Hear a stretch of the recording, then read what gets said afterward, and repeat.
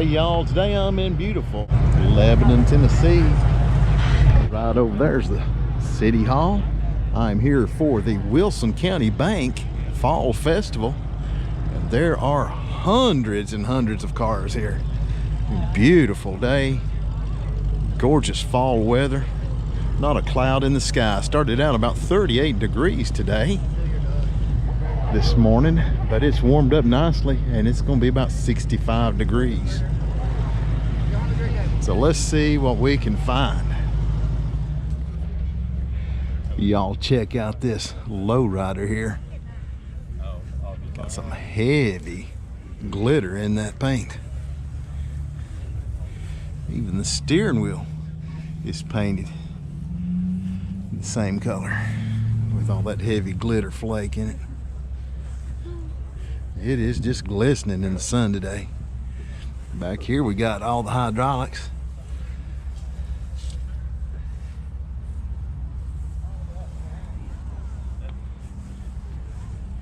Twin antennas on it. Got the old Daytona spoke wheels.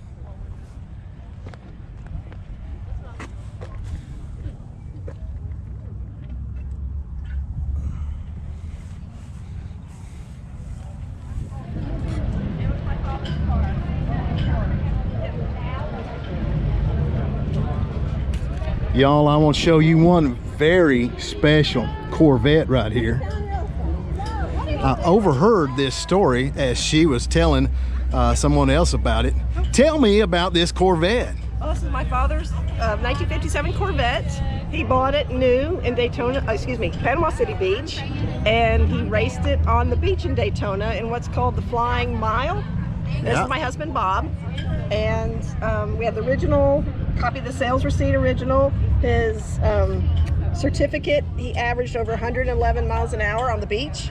And dad, this is your father? Yep, he was an Air Force pilot stationed at Tyndall Air Force Base, and he flew F-86s.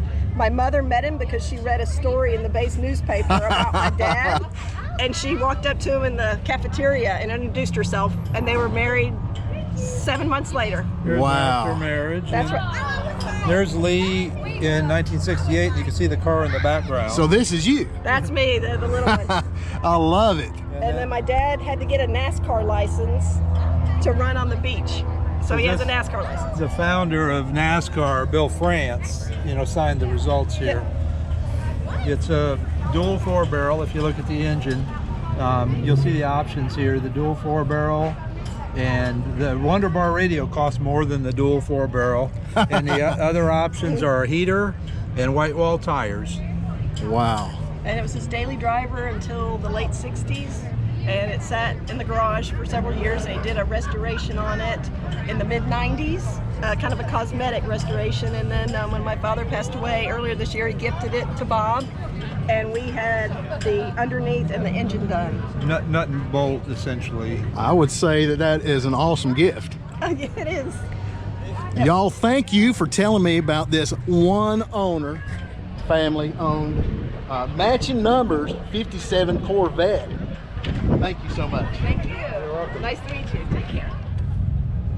I had no idea there'd be this many cars here. They're all parked all over the place here.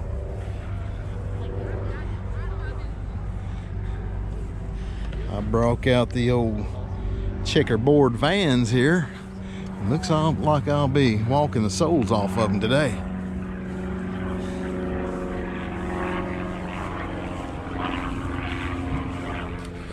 One of the more unusual cars here today.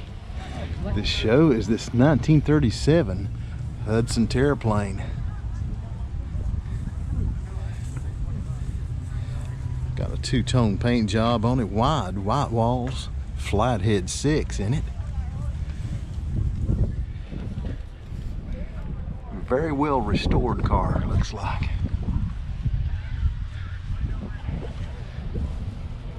And this is a trunk back 4-door sedan. Y'all, this is one of my favorite trucks here today. It is not even an oldie. This 650 horsepower Roush Edition F-150. I would love to own this for a daily driver.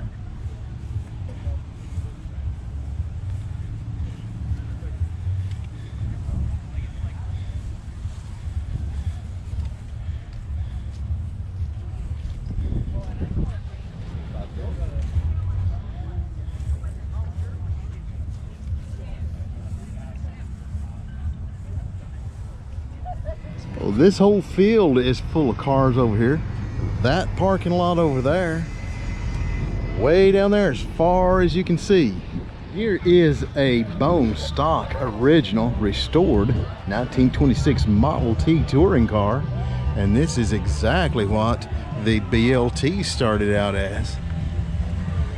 But as you can see here, the BLT has had the rear section removed from it, and all I'll be using is the front tub right there. So right here we've got a 1956 Crown Victoria. It's got louvered hood, done up in a very 50s style custom. Got some ghost flames up here on the front. One very unique feature of these cars was the clear roof section right there. Got the diamond tuck interior in 50s style. Got the lake pipes down there on the bottom, flipper hubcaps, and white walls. Out here on the back to round out that 50s custom look is a Continental kit. So what do you get if you take a Jeep and a Roadster and combine them? You get this right here. This is a Jeepster. This was a production vehicle. I don't know how many of them were made. They're kind of rare. As you can see right there, a Jeepster. This one's got a small block Chevy in it, heavily modified, lowered. Probably got a Ford Mustang front end under it. Great looking ride. Y'all, this is one of my favorite cars here today. This Pontiac Safari Wagon. It is done up just right. I love the red and white suede on this car. This your car, sir? Yes, sir. What is your name? Bill Miller. Good to meet you, Bill. Tell us about this. It's a 1956 Pontiac Safari. They call it the two-door sport wagon. They made 4,022 in 56. It was the lowest production Pontiac in 56, but the highest priced originally. Okay. But this is body 2022, so it's right in the middle of the production run. Obviously customized. Yes, yeah, it's got a Fat Man Fabrications front frame half, subframe, GM powertrain. What engine and transmission are you running? It's a GM 350 crate motor. Crate motor, okay. Yep. And turbo 350 tranny. And we just re-geared the rear end to a 308 to make it run a little better. A little more highway friendly. It's 300 horse. It's the GM 290 horse crate motor with a different intake and carburetor on it to get to 300.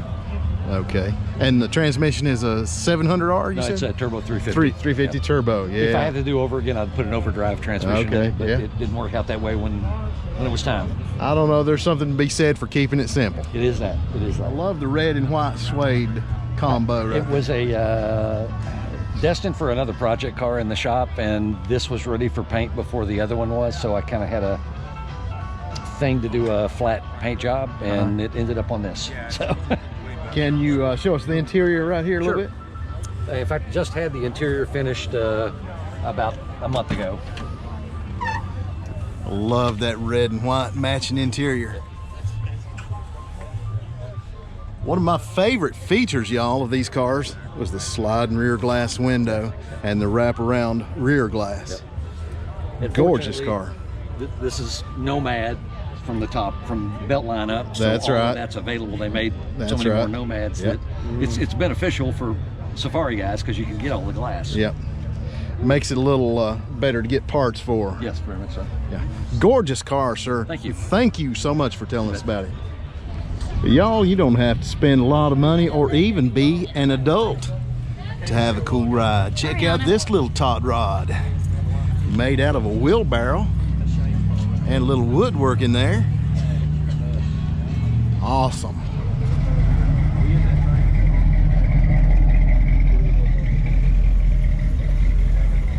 Oh, I never get tired of seeing this Triumph 650 Tiger.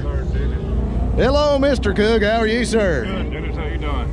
You got the bike looking awesome, Thank you. as well as the truck. Thank you. What a combo. Tell us about this bike a little bit. I drug it out of a dirt floor shed in South Carolina. So this is the before, huh? It is. Oh my goodness. Brought it home, took it apart, built it back. It looks like you spared no expense on putting it back together right there. That's a rattle can paint job. Rattle can paint job. Oh, yeah. Well, you have some awesome rattle can skills, sir. Man, this thing is The awesome. wheels were so rusty, I had to paint them. But I don't have a lot of money in it. That's awesome. Do it yourself. Yeah. Save a lot of bucks. Poor boy go do it himself. That's right. This is a 2-day event with all kinds of arts and crafts and foods. And the car show is only on Sunday though, but the other stuff is both days, Saturday and Sunday. They got a little bit of everything for everybody. I'm not typically a Jeep guy and normally not a four-wheel drive guy. I love this old Gladiator style Jeep. And it's done up in a kind of an old fighter plane type of theme. All these rivets and rust bullet holes are all a wrap. Very cool.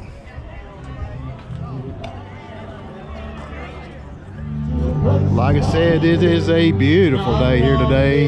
They've got bouncy houses over there for the kids. They got some good gospel music going on over here. Lots of food, different kinds of crafts and stuff. And awesome cars everywhere.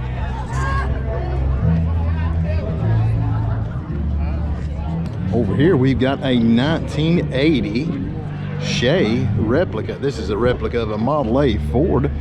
Ford Motor Company did these in the early 80s and they utilized a Pinto drivetrain under them. That's a little 2300 Ford 4-cylinder engine. All done on Pinto drivetrain. On the Pinto, yeah. No, I drive it. Here is an original numbers matching 1970 Pontiac Gto.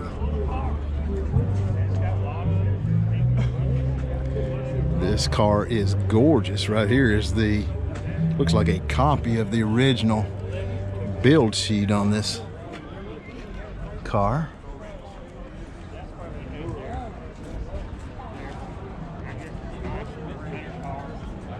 Original air conditioner car too.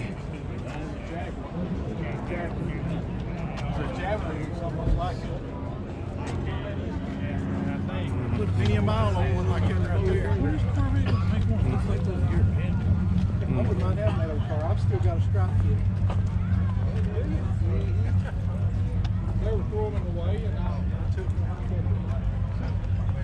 Looks like Mustang Alley right down through here.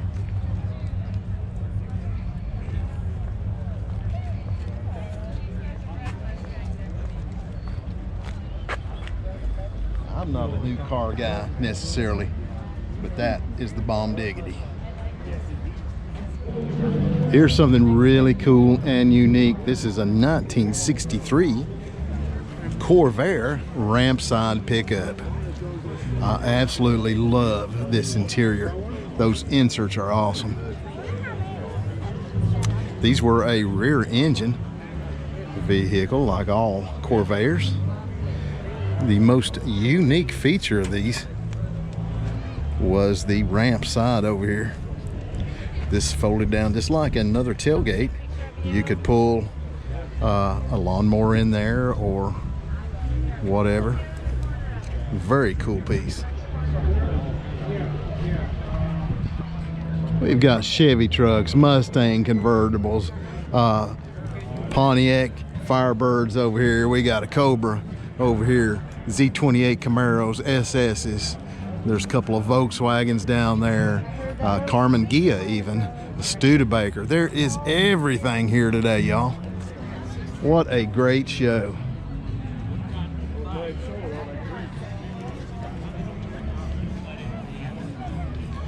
I'm gonna have to put this show on my list for next year. This is the first time I've ever been here, but I am thoroughly impressed. It's hard for me to believe, but the 70s and 80s cars that I grew up with are really starting to get popular. Here is a good example. An unrestored Survivor 1981 Pontiac Grand Prix LJ. It's got the factory T-tops. This is an original paint car with the original interior, and it's got the Pontiac snowflake wheels on it.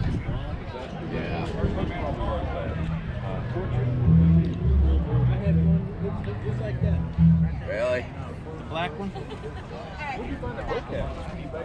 Yeah. Really? It's amazing what you can find. I've got a couple of them, and then there was a smaller version. It's the same thing. Here's a good example of the diversity at this show right here. A Carmen Ghia parked next to this 1938 Pontiac Silver Streak, powered by a flathead 8-cylinder engine. These are actually 14 inches longer than the 70.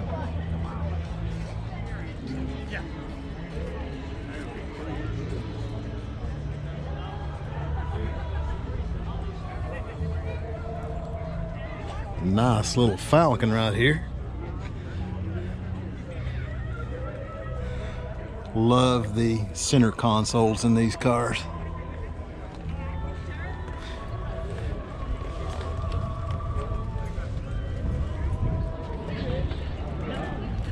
Y'all, I think I have found the most unique trio of vehicles here at this show. In this little trio of rat rods, here is a 1952 Crosley station wagon.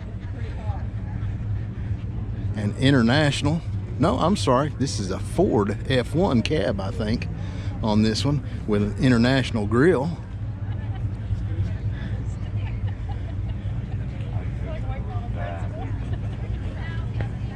This looks like Rat Rod Corner over here.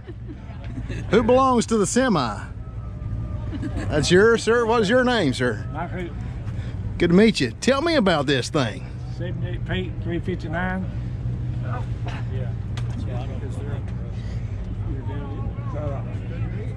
34.6B cat in it. And a 13-speed engine. And then my son built it. Started last September. Had it done full spring.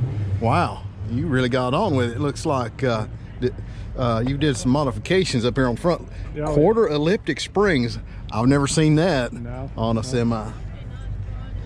So did you do all the work yourself? And my son done it all. Awesome. It was my dad's truck. He passed away, and my brother got it. He passed away, so I told him we were going to retire it. And Uh-huh. we got it. So this Made is us a toy. So this was your dad's truck. It was one of my dad's trucks. How long has it been in the family? Oh, shoot. 15 years, probably 20. Wow. Awesome. It's a log truck, what they used it for. So who belongs to this pickup right here? That'd be me, sir.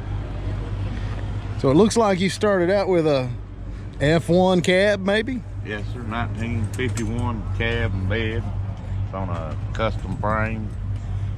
GMC Jimmy rear end, Monte Carlo front suspension, and just a little bit of odd and end stuff everywhere. It looks like it. And the Crosley belongs to? Step up here and tell me about this thing. It's a 1952 Crosley. It's actually the last production year of the Crosley. It's the wagon style. He didn't make a whole lot of them over the years. He made a lot of refrigerators and record players. That's right. We've got it sitting on a custom tube frame, Ford front axle, GM S10 rear end. So this looks like a 46 to 48 Ford front end? Yes, sir. And Suicide perch on it? Yes. Yeah, and then it's got the 283 with a 327 cam in it. And a little 2-barrel. It ain't nothing special. Looks like it's chopped slightly. 6 inches. 6 inches you taking out of it. Yes, sir. Yeah, it's a little crowded in there, but it's fun to drive. Can we put the hood down on it right here so we can get a good look of it?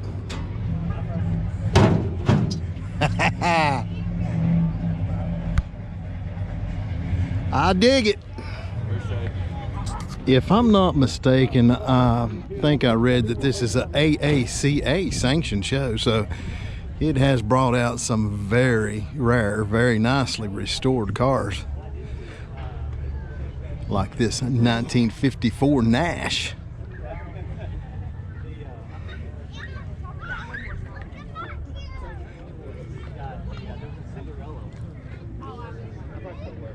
Good to see you.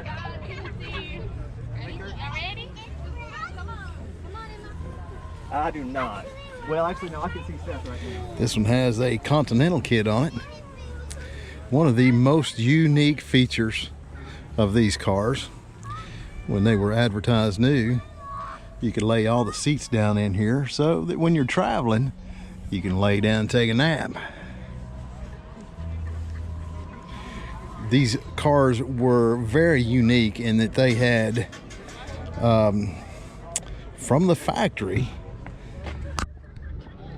a very low wheel well opening right there. It almost looks like a fender skirt in the front, and they did have fender skirts in the back. Very unique look for Nash that year.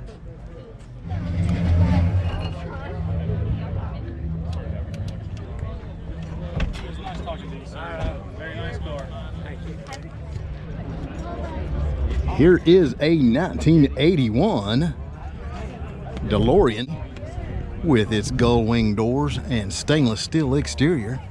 I am old enough to remember seeing one of these on the showroom floor and being awestruck by this car. Of course, it had a resurgence in fame when it was featured in the Back to the Future franchise.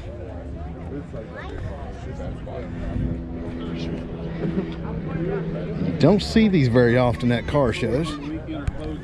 This is an excellent example. Here is a land yacht of a 1963 Mercury Monterey Custom. These cars very uniquely styled in the rear window area right here. It always looked chopped off to me right there. It looked like that roof line should have went back further. I always thought that was a bit odd about these cars, but very cool. I'm counting how much clutch fans there are.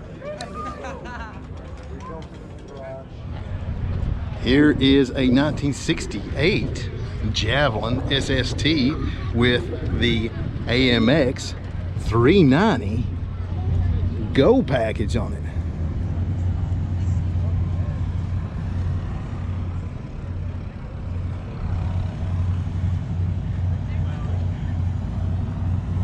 This was considered the pony car. Have mercy, y'all. This Pontiac Gto is outstanding.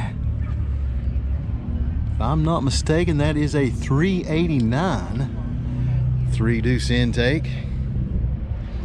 Red on white interior, and it has kind of a this interior has kind of a pearl look to it, pearlescent look. Red line tires. This car is just right. Looks like it has been a Good Guys Award winner at some point in time. This is a 1965 model.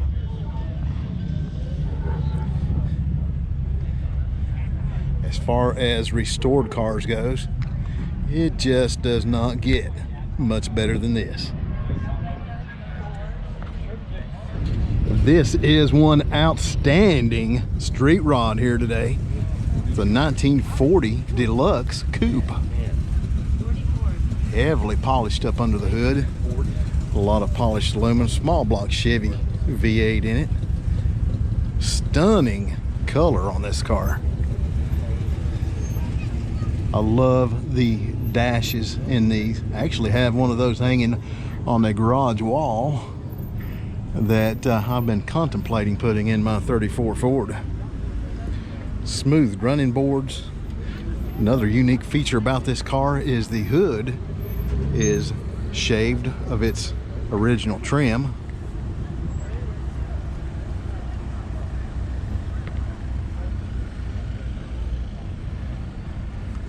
Got the street rod swan neck mirrors on it, low car shifter, air conditioning, billet specialties wheels, I believe those are. Outstanding car.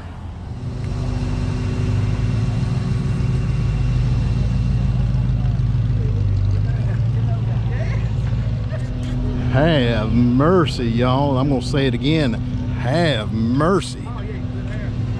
This is my favorite car here today, this 1932 Ford Roadster.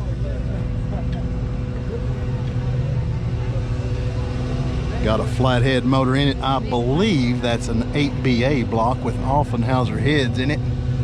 A singular 4-barrel on it for dependability. 35 Ford wire wheels with dirt track tires front and back. Twin fog lights on the front. One of the most unique features of this car. Most Roadsters leave it off, but they've modified the bumper mounts right here, tucked it in a little bit, looks like, and it has a great visual effect. Street rod banjo steering wheel, looks like a low car shifter. Engine turned dash right there for the gauges. Got front and rear cycle fenders, and again back here on the back, retaining the original bumper. Absolutely gorgeous car. Another traditional accessory is this Beehive oil filter. That's a canister oil filter mounted on the firewall. Got the dropped 32 Ford headlight bar there with the V8 insignia in the back, and they even have a Greyhound hood ornament with a tiny baby sweater on it. One of my favorite rides here today, y'all, is not even a car or truck. It's this 1965 Cushman. I just want to hop on this thing and do a couple of laps around the car show. Check out this shoebox Ford over there.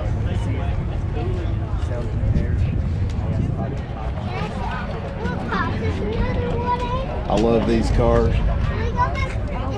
One of these days I'm gonna have one. Bring my mom over and see if we can buy that. Here is a 1956 Chevy Cameo pickup. One of the unique features of these trucks, it was kind of the first use of fiberglass in the Chevy lineup, was these bed sides on these trucks. They used a stock steel bed, but these just kind of bolted onto the outside. Another very unique feature of this truck is this Thermador car cooler, also known as a swamp cooler. You filled these with dry ice and the air came in here and blowed into the cab, cooled it off. It's got the factory sun visor on it there, as well as the jet hood ornament. She's out there wandering around by herself. The trend I'm seeing a lot of these Ford Lightnings are really getting popular. Let's go look at this Mustang.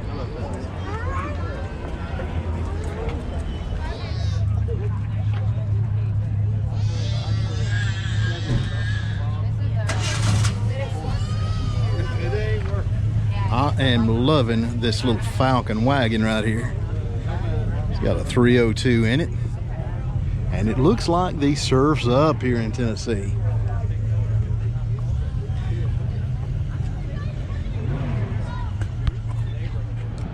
Here is the Bates Ford Advantage Racing Team with a 1966 Ford Fairlane.